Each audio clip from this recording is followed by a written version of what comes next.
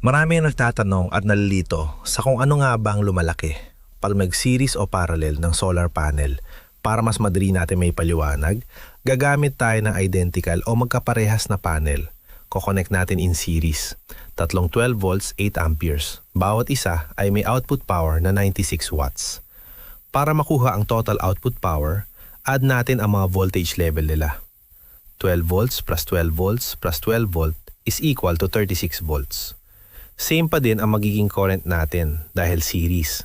Kaya ang output power natin ay 36 volts times 8 amperes is equal to 288 watts. Magkaparehas din na panel ang gagamitin natin na halimbawa para sa parallel. Meron tayo pa din tatlong panel na 12 volts 8 amperes at kokonek natin sa parallel. Tulad kanina, bawat isa ay may output power na 96 watts. Para makuha ang total power, i-add natin ang kanilang current. 8 amperes plus 8 amperes plus 8 amperes is equal to 24 amperes. Same pa din ang magiging voltage dahil parallel. Ang total power ay 12 volts times 24 amperes is equal to 288 watts. Pwede rin tayo magparallel ng mga panel na konektado na in series. Ito ang series parallel connection. Kung meron tayong apat na panel na may 12 volts 8 amperes, bawat isa ay may output power na 96 watts. Kapag ang dalawa ay ginawa nating series, makakuha tayo ng 12 volts plus 12 volts is equal to 24 volts. Ganun din sa kabilang pares. 12 volts plus 12 volts is equal to 24 volts. At kapag ang dalawang set na ito ay kukonek natin in parallel, makakabuo naman tayo ng 8 amperes plus 8 amperes is equal to 16 amperes.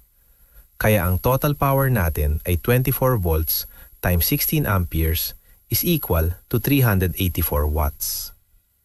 Bakit mas pinipili natin mag-series bukod sa para mapataas ang voltage? Para mas maliit na kable at mas mababang rating ng circuit breaker ang kailangan.